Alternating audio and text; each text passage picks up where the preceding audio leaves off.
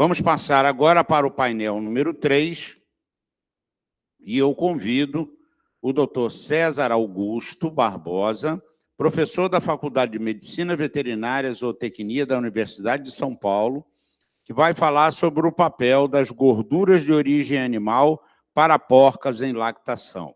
César Augusto é médico veterinário, graduado pela Unicentro do Paraná, possui mestrado e doutorado na Universidade Federal de Lavras e título de livre docente em nutrição e produção de suínos pela pela FMVZ USP.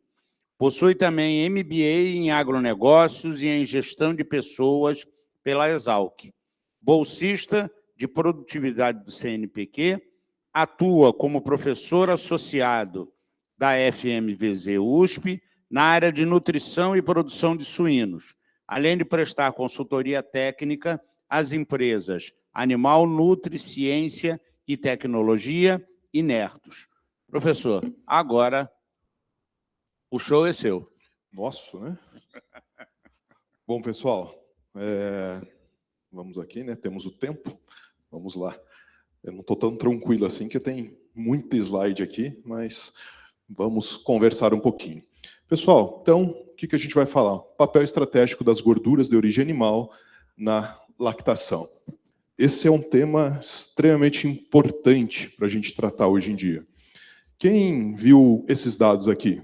Não sei quem está relacionando ou quem está trabalhando na área de suinocultura. Isso daqui é o relatório da Agrinis, né, que ele traz os dados produtivos das melhores granjas do Brasil. Então, ali em amarelinho ou bege, as top 10 granjas, o intermediário, os top 50, e o preto, a média nacional. O que a gente observa nesse gráfico aqui? Top 10 granjas do Brasil, produzindo quase 40 leitões desmamados fêmea ano. Média nacional, né? Vamos para a média. Quase 31 leitões desmamados fêmea ano. Tá tranquila para essas mães, né? Tá facinho, tá? Vamos ver aqui. Olha lá. E por média de nascidos vivos, top 10 granjas, 17,09, média nacional, 14,41. Haja paciência para aguentar 14 leitões mamando em você, né? Muito mais do que paciência, haja nutriente para a gente passar para essas leitegadas, para esses leitões.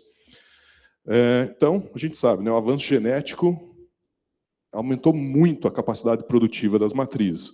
Eu sou meio crítico a esse ponto, o pessoal das empresas de genética não gosta muito do que eu falo, eu acho que a gente já está no pioramento genético dos suínos aqui. A gente está com mortalidade aí na fase de maternidade 10, 12, 15%. Isso é normal? É um absurdo a gente considerar normal essas mortalidades. Porcas, hoje, nos Estados Unidos, aí tem granja com 15% de mortalidade dos plantéis. Isso é normal? Só para a gente pensar um pouquinho, né? O que a gente está normalizando. Vocês viram essa notícia? 46 leitões produzidos em um único parto. Vou repetir, 46 leitões produzidos em um único parto. Nem preciso falar mais nada, é fácil, né? Vai manter todo mundo vivo. Quantos leitões vão morrer? Eu estava vendo, né? O pessoal passou a informação, sabe quantas horas de parto? 12. O que a gente está causando nessas fêmeas? Né? Só para a gente pensar um pouquinho. E é isso daí, né? A capacidade de adaptação fisiológica não evoluiu na mesma velocidade. Muito também o que a professora Giovanni mostrou muito bem para nós, as questões de desenvolvimento ósseo, as limitações que a gente tem. Tá, professor, mas você é negativo demais, né? Não. Ainda bem que a gente também tem os problemas, que daí eu tenho emprego para resolver isso daqui, né? Sou pesquisador, então a gente tem que resolver isso daqui. Graças a Deus, né, Giovanni? Senão a gente estava desempregado. Então, graças a Deus, temos problemas. E quando a gente pensa, né, isso daqui seria a exigência nutricional da fêmea, baseado no que ela exige de manutenção, né, para se manter viva e para produzir leite. Né, basicamente, isso dali que a gente está dividindo. Pensando nessa grande quantidade de leitões produzidos, o que vocês acham? Vamos lá, para vocês não dormirem. Todo mundo consegue, ou todas as fêmeas conseguem consumir tudo isso daqui de energia, o azul e o verde? O que vocês acham? Elas têm essa capacidade?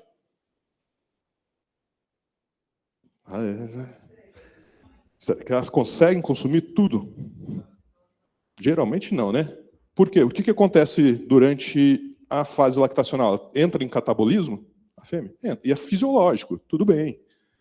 Sem problema entrar em catabolismo, só que a gente tem que tomar cuidado com o grau desse catabolismo. Hoje a gente trabalha aí por volta de 10% para fêmeas adultas, né? Todas as fêmeas são adultas, mas para fêmeas mais velhas, de ordem de parto a partir de 3 aí, para fêmeas jovens, ordem de parto 1, geralmente a gente trabalha até 5%. Mas, né, o que a gente tem? Muita limitação de consumo voluntário. Então a fêmea não consegue consumir todos aqueles nutrientes que ela vai imprimir no leite, que ela vai colocar no leite. Então ela tem que tirar da condição corporal dela. E tudo bem, se não for uma questão exagerada. E daí que a gente começa a falar um pouquinho das gorduras. Por que a gordura é interessante? Então ela tem ali 2,5 vezes, 2 vezes 0,2, maior densidade energética do que carboidrato. Tá, mas por que isso é interessante? Se a porca der uma bocada, né, vamos pensar assim, só na gordura, ou uma bocada só no carboidrato, ela consegue ingerir muito mais nutriente e energia quando ela só dá a bocada na gordura. Então a gente consegue fazer dietas mais adensadas. Esse que é, né, o que a gente tem que pensar. Um outro ponto, todo mundo lembra de incremento calórico? Já ouvi alguma vez isso, professor, mas faz tempo, né? Então, beleza. Para a gente metabolizar os nutrientes, a gente produz calor.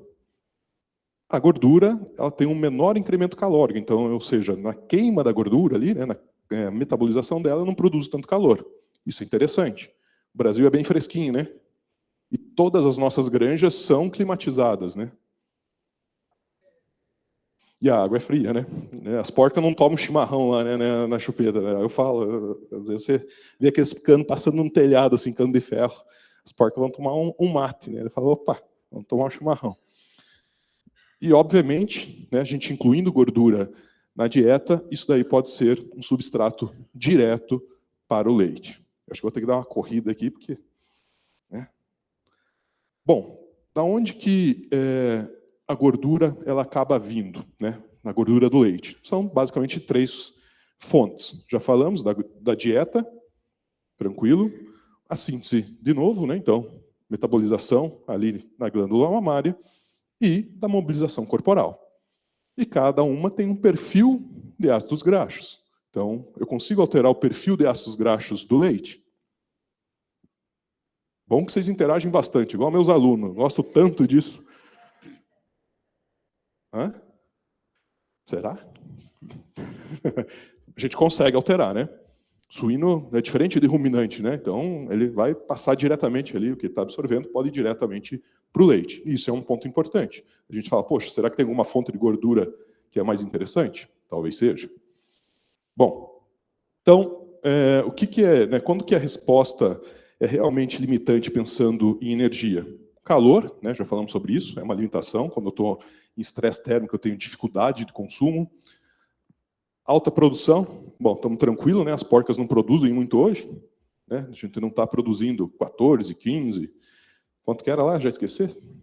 46 leitões, né? Então, matriz jovem, uma outra limitação, a gente falou, né? Ela tem que ter uma menor capacidade de catabolismo, um menor catabolismo, e uma outra limitação, essa fêmea está crescendo ainda, né? A gente tem que lembrar que ela não está 100% ainda. Então, a gente tem que oferecer mais nutrientes para ela de uma forma geral. E uma dieta volumosa, eu coloquei isso daqui porque o pessoal é preconceituoso com fibra, mas a gente precisa de fibra mesmo nas dietas de lactação. Não vou entrar nessa discussão agora, mas aí, né, como a fibra ela vai estar diluindo a dieta, eu preciso concentrar com maiores níveis de gordura. Mas só para a gente ter isso em mente. Então, quando que as gorduras, né, de origem animal podem gerar valor? Densidade energética, aumentar o nível de energia da dieta. Estabilidade, se elas tiverem uma boa estabilidade, geralmente gorduras saturadas são mais estáveis, mas não estou falando que só existem as saturadas e obrigatoriamente a gente tem que usar elas. Já falamos sobre menor incremento calórico e o custo de energia, né? Então, a gente basear o valor de investimento por energia metabolizável, ou, quem sabe, no futuro, graças a Deus, energia líquida, né? A gente chegar a formular uma dieta muito mais precisa. Tá. Mas aí, o que a gente tem que responder? Né? Então, vamos lá. Aumentar a inclusão de gordura, ela vai aumentar a ingestão de energia? Esse é o primeiro ponto. Ah, professor, mas por que isso? Já ouviram falar em... quando eu coloco gordura, eu tenho uma questão lipostática, eu posso limitar o consumo da fêmea pela quantidade da fêmea, ou do animal, na verdade, pela quantidade de lipídios da dieta. Então, a gente tem que avaliar se, dependendo desse nível, eu não vou limitar o consumo de energia e de gordura. Eu consigo reduzir mobilização corporal? A gente falou da importância disso daí, né? Então, menores catabolismos tendem a manter um melhor desempenho subsequente. Modifica a composição do leite? Melhora o crescimento dos leitões? Favorece a reprodução seguinte? Todas as fontes produzem têm a mesma resposta? Então, agora, né, como eu gosto de um artigo científico, a gente vai para a revisão científica aqui agora. Então, a gente vai falar de vários artigos mostrando, tentando chegar a uma conclusão lá no final. É isso que nós vamos. Como né, a gente sabe, vai ser disponibilizados os slides para vocês. Tem a foto aqui do artigo. Não vou ficar falando, esse artigo assim, assim, assado. Primeira foto, né, a primeira imagem. O artigo, para vocês terem como referência, para vocês verem que eu não estou mentindo para vocês irem buscar a fonte original. Segunda, sempre vai ser a metodologia. Beleza. Nesse caso aqui, a gente vai falar, por exemplo, o que eles usaram. Óleo de soja, óleo de salmão, 2 programas energéticos, constante, né, de 14 megajoules de energia digestível ou 14 e 15 megajoules. E as principais variáveis coletadas.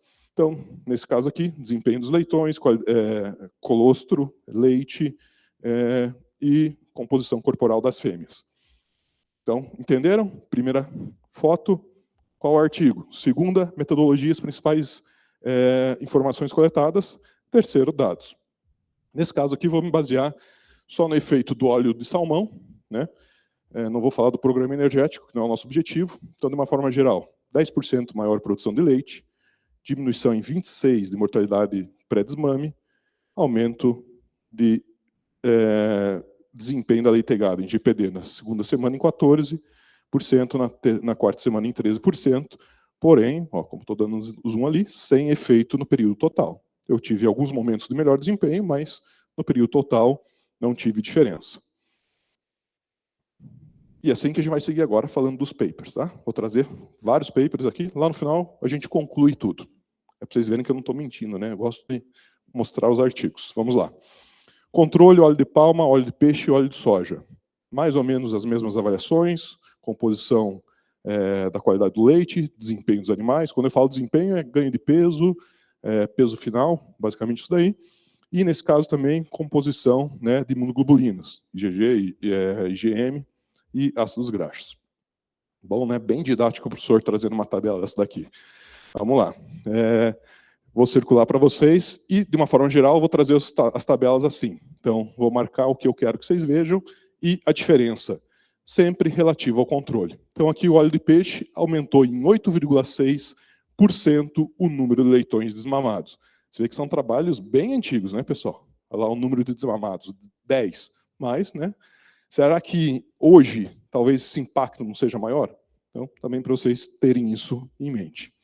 Outro resultado, então a taxa de sobrevivência foi em 6,1% superior para o óleo de peixe comparado ao grupo controle e o peso da leitegada, 21% superior. Isso é meio óbvio, né? Se teve mais leitão vivo, a leitegada era mais pesada, mas não era só por causa disso, né? Não foi só 8,6% a mais, foi 21%, porque também eles ganharam mais peso.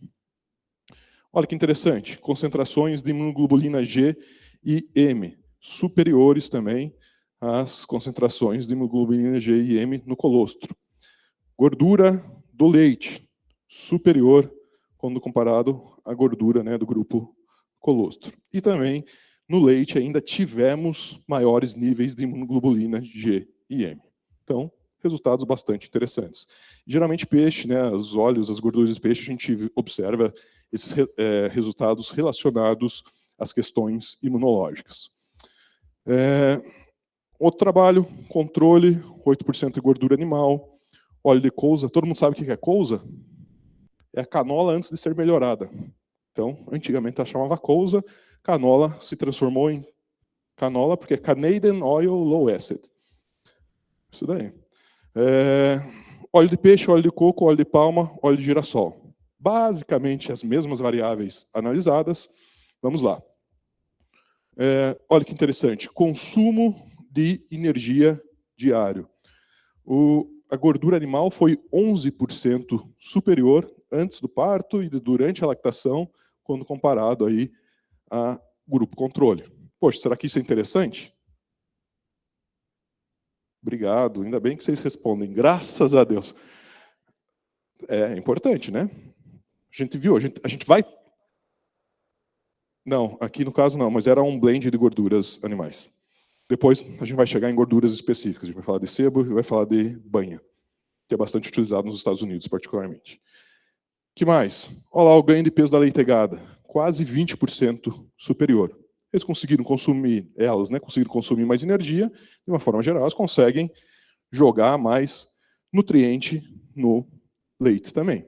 Obviamente, isso daí vai para os leitões. E, então, né, aqui, ó, quase 40% a mais de gordura no leite e, consequentemente, 32% a mais de energia no leite. Beleza? Então, dados bastante interessantes. Gordura adicionada, né? Sem gordura adicionada, esse daqui já é banha. Quando tiver gordura branca, banha. No Brasil, a gente usa muito pouco banha, assim, nunca...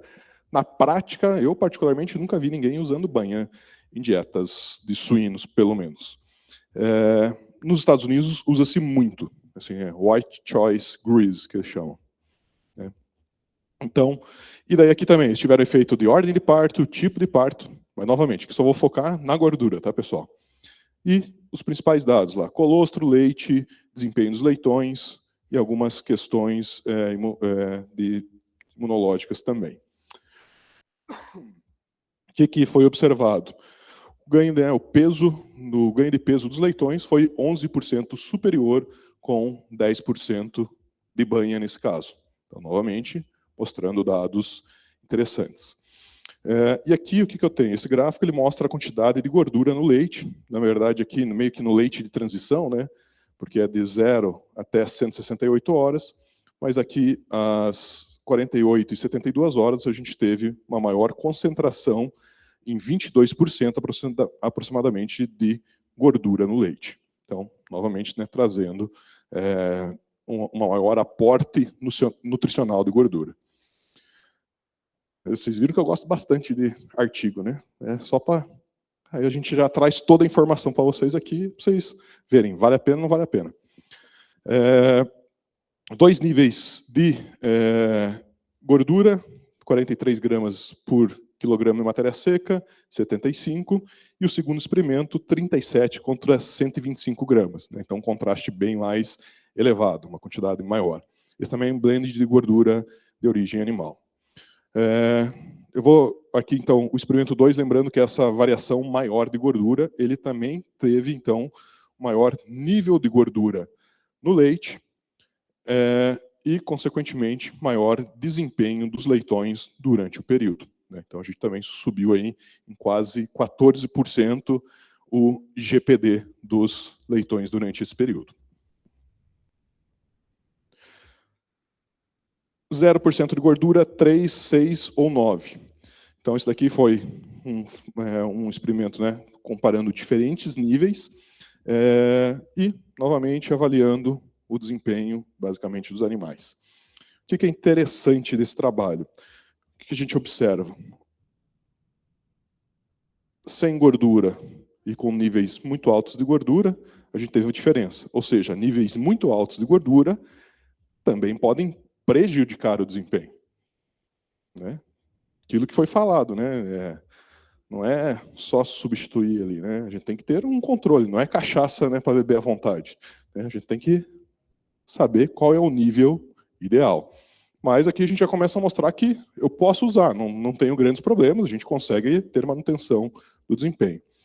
E com relação ao ganho de peso, os níveis intermediários foram os níveis com o desempenho mais interessante, né, que trouxe o maior ganho de peso desses leitões. Aqui, então, um grupo controle, um grupo com 2, 4, 6% de uma mistura animal-vegetal, um blend, e gordura branca de escolha, né, o choice white grease, seria nada mais do que banha, 2, 4 ou 6%. Novamente, mais ou menos os mesmos dados avaliados. O que a gente observa? Isso daqui é a perda de peso das matrizes. Então, um efeito linear crescente, ou seja, fêmeas que consumiram maior quantidade de gordura de banha suína, né? Se é banha suína, obviamente, né? Se consumiram maior quantidade de banha, tiveram uma menor perda de peso, ou seja, tiveram menor catabolização. Isso é interessante. A gente já falou sobre a importância desse catabolismo lactacional ser controlado. Ainda, isso daqui é a avaliação da eficiência alimentar. Então, diferente de conversão, eficiência quanto maior, melhor. O cinza seria ali os grupos recebendo banha. De uma forma geral, os grupos que receberam banha, eles foram mais eficientes. Quando a gente aumentou o nível, né, ainda mais eficientes. Tá, professor, mas aí você está roubando, né? Ninguém vai falar isso? Se eu estou pondo mais gordura ali, se eu for considerar quilo por quilo, obviamente o animal vai ser mais eficiente, porque ele está consumindo mais nutriente em uma menor quantidade de espaço. Não, e o leite, mas só para desse daqui. Né? Porque aqui, se eu estou considerando 1 kg de ração com 9%, com 6% de banha, ou 1 kg de ração com 2% de banha, eu estou roubando, né? Porque eu com 6% de banha está consumindo muito mais energia. Então, a gente tem o segundo gráfico. O segundo gráfico ele está corrigindo por energia metabolizável. Então, consumo por energia metabolizável, eficiência de ganho por energia metabolizável. Novamente mostrando que os animais que consumiram mais gordura, eles se tornaram mais eficientes. Eles conseguiram o quê? Aproveitar melhor esses nutrientes. Certo? Convenceu-os? Beleza. Ainda, olha que resultado interessante. Isso aqui são os dados do parto subsequente. A gente aumentou o número de leitões nascidos do parto subsequente dessas fêmeas que receberam maior aporte nutricional. Por quê? Pela menor catabolização delas, né? Elas não sofreram tanto durante o parto, durante a lactação anterior, lembrando que o processo de formação dos próximos leitões já está iniciando durante a lactação. Os óvulos estão ali sendo preparados para que, assim que ela desmamar, a gente vai ter quantos dias de intervalo desmamacio? 4, 5, exatamente. Então, os óvulos já estão sendo preparados enquanto ela está amamentando. Se ela perdeu menos peso, ela sofreu menos, se manteve mais estável, o parto subsequente é melhor. Professor, mas daí você já está produzindo mais leitão, você quer produzir mais ainda? Não, né? Mas assim, a gente manter a saúde dela é interessante. Controle, 6% de uma mistura animal-vegetal, 6% de banha, e o segundo experimento, grupo controle e mistura de óleos vegetais, canola, milho, linhaça. Nossa senhora, novamente, né?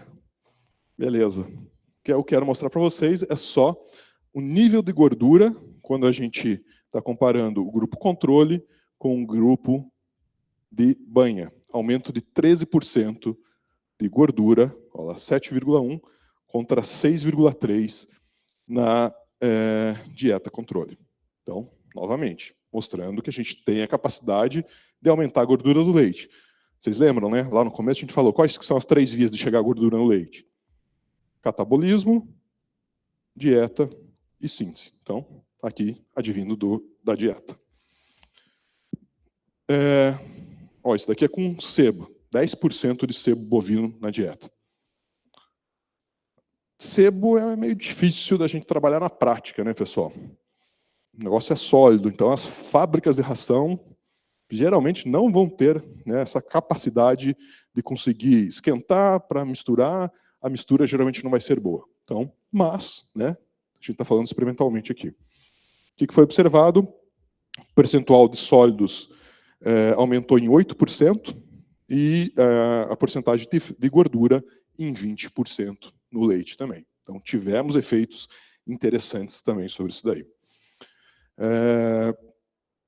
Mais um, baixa gordura, óleo de coco, 4% de ácido octanóico, 4% de óleo de peixe, 8% de óleo de peixe e óleo de girassol.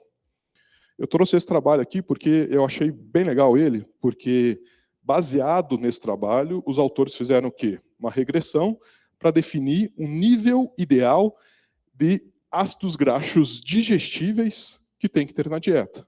Poxa, será que não é interessante eu colocar esse nível como exigência nutricional lá no meu software de formulação? Talvez seja interessante. Coloco lá mais um nutriente. Preciso ter 440 gramas dia. Aí, professor, mas como que faz? Tá, vocês vão calcular a porcentagem do consumo da fêmea e, não, beleza, a fêmea está consumindo X quilos. X quilos daquilo lá vai dar 440 gramas dia. Isso é bom que é uma referência para a gente ter noção de quanto de ácidos graxos digestíveis, né, tem que ter dentro da minha dieta. Agora, estou chegando no final já. E eu acho que vou conseguir cumprir o tempo. Temos 4 minutos e 38, 37 segundos.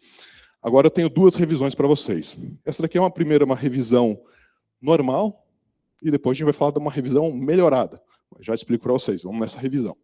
Então, o que essa revisão trouxe? É um trabalho até um pouco mais antigo, de 2016, se eu não estou enganado. Então, ele comparando fêmeas de 85 com as de 2012, falando aquilo que a gente falou lá na introdução. Aumento do número de leitões, aumento do ganho de peso da leitegada, consequentemente aumentou a produção de leite, aumentou a secreção de gordura.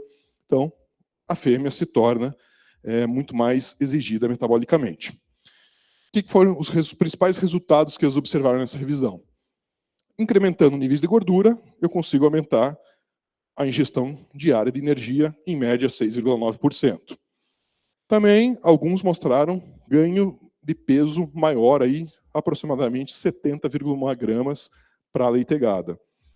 Redução da perda de peso da matriz. Né? Então, redução em 1 quilo aí, aproximadamente. Mais gordura secretada no leite, um aumento não estatístico, numérico, na produção de leite, e a questão de sobrevivência dos leitões foi algo meio não tão preciso. Mas, né, já é uma informação interessante. Ainda, aqui eles falam também sobre ácido linoleico, ácido linolênico. Não vou detalhar as importâncias aqui, para a gente ter tempo de passar para as informações. E falando, né, que as fêmeas, se elas não têm suplementação suficiente desses ácidos graxos essenciais, que obrigatoriamente eles têm que estar na dieta, porque a fêmea não consegue sintetizá-los, a gente vai ter um balanço negativo, ou seja, eu vou ter perda de ácido linoleico e alfa-linolênico diariamente, porque eu estou imprimindo, eu estou colocando esses nutrientes no leite e não estou repondo. E a única forma de repor é via dieta, porque eles são essenciais.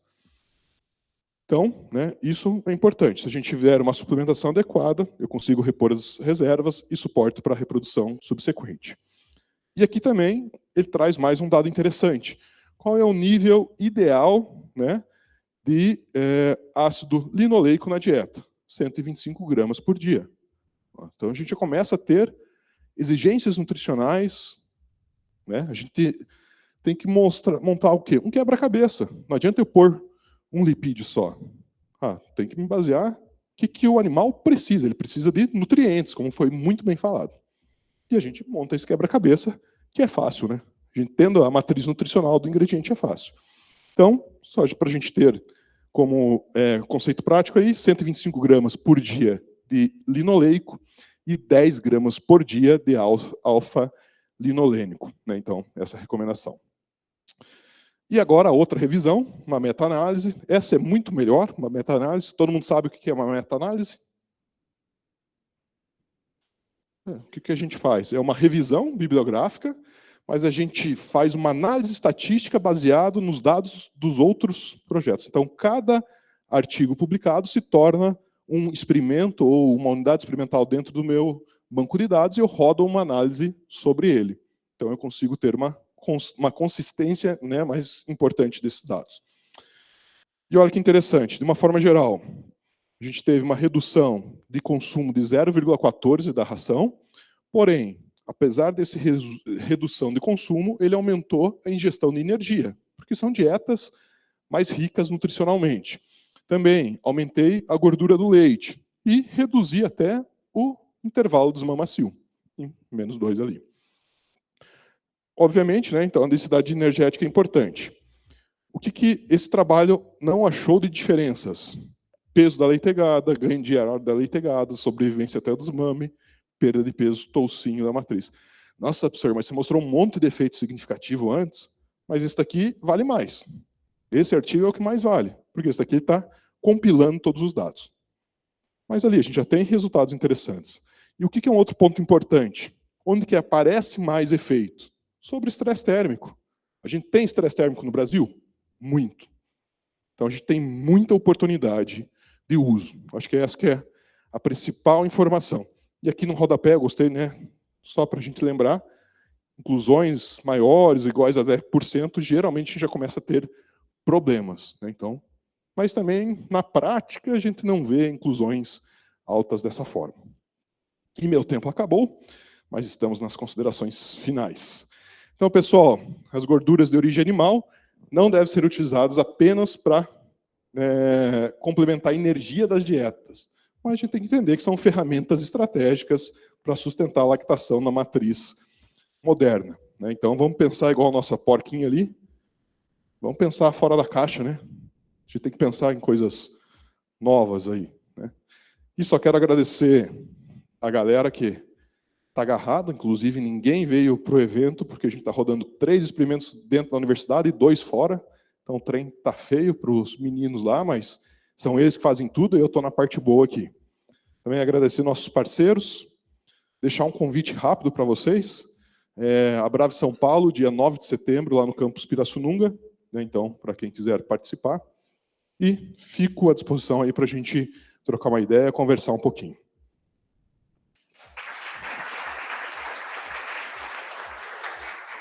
Obrigado, César.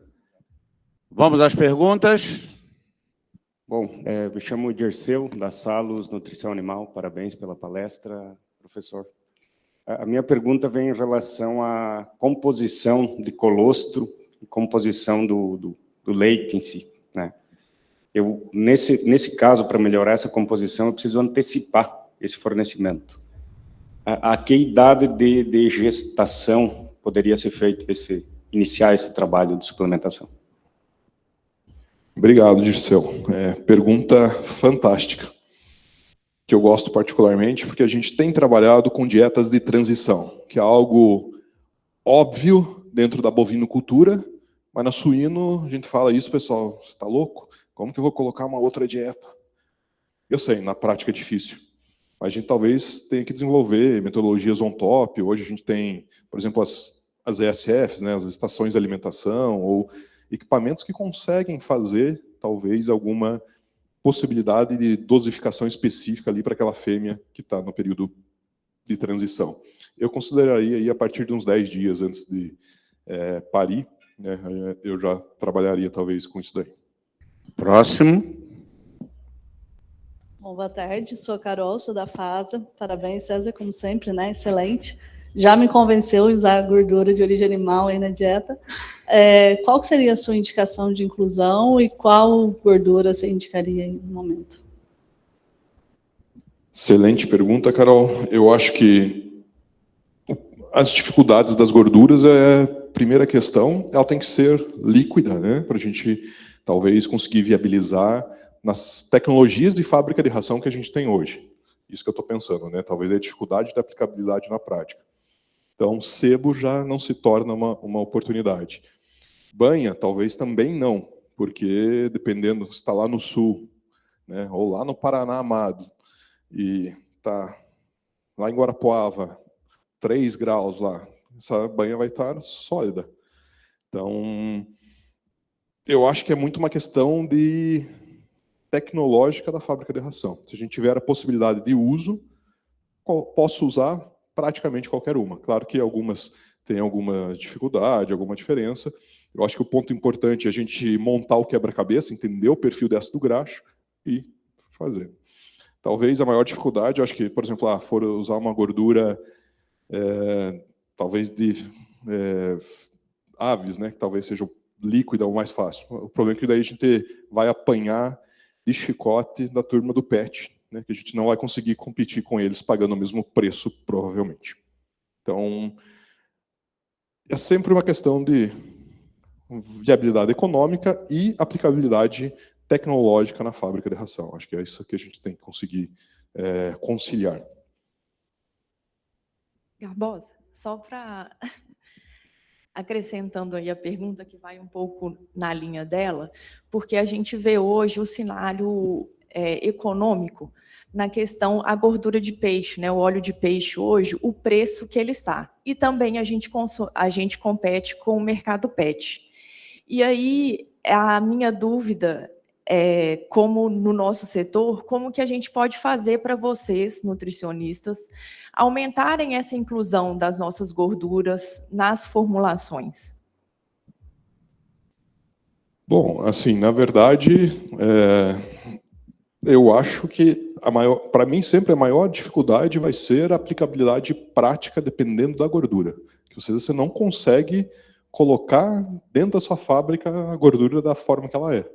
Então, assim, eu acho que essa é a maior dificuldade. E, claro, se for preço, nem adianta discutir. Se não tiver competitividade econômica, vai para o óleo de soja, que é o padrão que eu sempre fiz assim, funcionou. Aí, né, mas eu acho que é meio que nesse sentido. Boa tarde, professor. Boa tarde a todos. É um prazer, em 15 dias, sua segunda palestra. Ô, professor, eu queria saber, primeiramente, se, assim, a gente vai colocando fonte de óleos, fonte de gorduras na ração, só que chega a certo ponto que a fêmea começa ou a engordar ou parar de comer, né? Assim, a recusar a ração. E que vai ocasionar na diminuição de leite e mortalidade de leitão e menor desmame. Tem algum trabalho, algum estudo de até onde vai essas gorduras? Eu sei que é muito dinâmico falar isso, porque vai de granja para granja, de local para local, mas tem algum estudo mais ou menos nessa linha? Obrigado, Maicon. Com certeza, né? Isso daí é um ponto importante. Igual eu mencionei, a gente tem a questão fisiológica lipostática. Se eu subir muito o nível de energia, de gordura, o animal vai refugar a ração ali. Então, principalmente, o primeiro limitador é a energia. Então, gordura, se eu subir muito o nível, vai limitar. E aqui, claro que não foi o tópico da palestra, mas o que a gente tem que ter muita atenção? Eu só vou subir gordura, só vou subir o nível de energia? De forma alguma. Você tem a relação ideal lisina-energia. E quando eu falo lisina, pessoal, entendam no conceito de proteína ideal. Todos os aminoácidos, estou falando lisina só para facilitar. Então, eu tenho que ter essa relação ideal. A gente, assim, na prática, aí, chegando às vezes a 4%, 5%, já é muita gordura e difícil, às vezes, de aplicar na prática. Não, é mais ou menos isso mesmo, porque eu já cresci dentro de granja e já vi muito nutricionista, não tirando mérito, chegar e falar assim, as porcas estão ruins de leite, mas em vez de mexer em manejo, outras coisas, não, tem que aumentar o óleo, tem que mudar isso. E até essa questão da banha, eu já vivi isso na prática, já tinha que fritava e colocava, dava um cheiro gostoso, fome, e os animais adoram.